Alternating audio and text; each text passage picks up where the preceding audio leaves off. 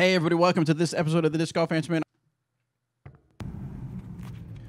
What's up, Cool Daddy, Slick Breeze, EMAC, and the commentator? I'm calling you guys today with a bit of a head scratcher, in my opinion.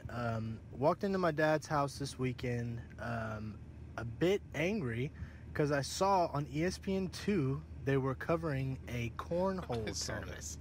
Now, cornhole is the game that you play at tailgate parties, and you throw the little bag onto the board, and you try to make it into the hole, which I'm not taking anything from that, but I gotta believe that there would be more people more interested in watching a major disc golf tournament on ESPN 2 than a cornhole tournament. Maybe you can answer that question for me, just wanting to know what we can do as a sport to get on ESPN. I'm sure there's a lot more that goes into it than I know. So again, if you guys could just help me out with that, because man, when I saw that, I was like, man, I would much rather see the European Open on ESPN 2 than the Cornhole Championship or whatever it was. Bags. Thanks, guys. Keep it real. We also do bags at the Corporate Challenge. That's right. Money is all it is. That's really all it is. And I'm not saying I'm 100% sure on this, but this is my understanding of things. Is I don't know the name of the association. I don't know if it's the Cornhole Association or what it is, which would be very bizarre. I hope it's not that. But whatever organization it is probably The professional yes, cornhole. Yeah, it is probably the ones fronting the money to get them on ESPN. So it's not like ESPN just woke up one day and said, Hey, Bill, did you hear about the cornhole event? We need to get over there and film that. You know, it's got not to get that action. It's nothing like that. I mean, I've seen Scrabble, on ESPN, so I'm assuming that's kind of how it works out. Yeah, and I mean, honestly, think about logistics as well. A cornhole event, you need 2 cameras to film it, like legitimately. Yeah. For an actual disc golf event, you're gonna need multiple camera angles. You're gonna for it to be done right. Right. Well, and I want it to be done right when it's done. For sure. So I don't want necessarily to go out there with 2 cameras and just cover lead card footage. When we get to that point, I would rather it be, a guy, like you a golf broadcast. Yeah, like a broadcast, like whoever. Like if Robert's playing the event and he's on the 5th card, then he was throws on the 6th card this week. He throws a great shot or hits a great putt or throws an ace. It's going to be on film because everybody's basically, they have a camera or a hole or something along those lines. It's kind of, I guess, my mindset on the whole thing. No, I completely agree. And just to keep it real. Let's keep it real. Let's keep it real. Do we ever not? Oh, yeah, that's true. Well, sometimes we lie. No, I'm serious. We don't lie. No, but, as soon as I heard him start talking about the cornhole and the ESPN, I was like, yes. I saw Facebook, the I think Doug disc even golf posted world, about it. just blew up. Oh, my gosh, I can't.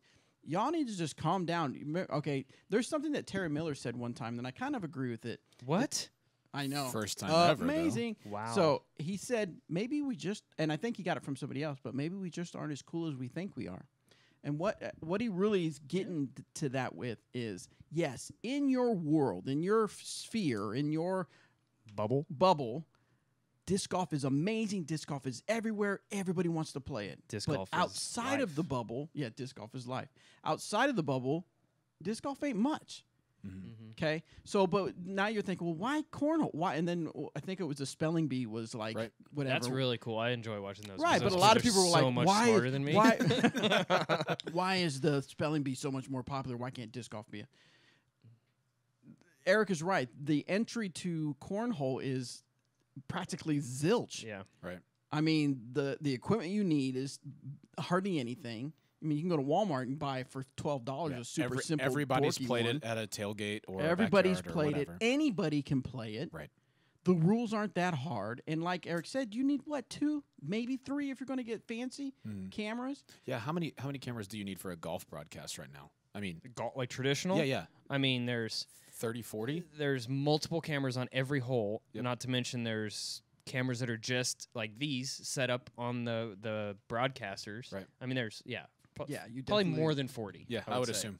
So but my thing is, I understand it would be awesome to have ESPN covering disc golf, and you see these other little things are on ESPN. Okay, that's fine, but it's okay. We are growing. We're getting there. Slowly, it's becoming more normal in everyday life. Think about it.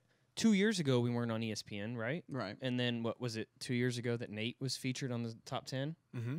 I mean, that's something. And then look, almost every single big tournament that there's an ace, it pops up on SportsCenter's top 10. I think that's a great start. I mean, that's leaps and bounds above where we were 4 or 5 years ago. Because that's the type of exposure that costs us just whatever it costs the tournament directors or whoever ordered the film crews to be there, to be there. Right. Whereas actually putting a broadcast together, that's real money. You know, that's just keep sharing tens everything. of thousands or possibly hundreds of thousands. And every time that, Jomez and Central Coast and all those guys put out videos, share it. Yep. Share it. Because then you're going to get somebody in your feed that maybe isn't as familiar with disc golf, but sees that and watches it, and then maybe they'll share it, and then they'll know somebody. You just never know. So it doesn't hurt to just share content. Just spread the word. Yep.